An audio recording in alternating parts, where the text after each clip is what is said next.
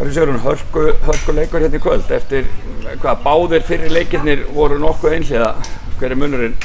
Bara Grindavík er bara komið með hörkulið, fullt af ungum stelpum sem er tilbúnar til að berjast og láta okkur hafa, eða hin liðin hafa fyrir því.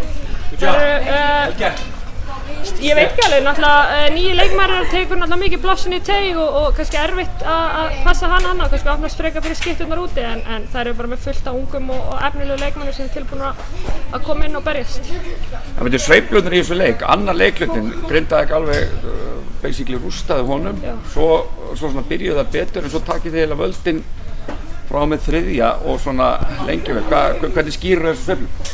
Við vorum bara lengi að aðlaga okkur. Við vorum í vandræðum með að dekka þess. Þar voru fljótar keyrðu upp hraðan og við vorum alltaf senur aftur hraðhlaupum og auka sénsum, þannig að það er eiginlega bara átöðsluð okkur og unnið þetta bara vel fyrir hálfleikinn. Við náðum svo að þjappa okkur saman í seinni hálfleik og koma saman og fara að boxa út og gera þetta saman, láta boltan ganga þess betur og það skilaði sér.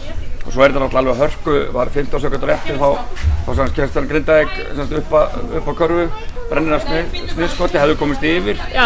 Fór þig þá?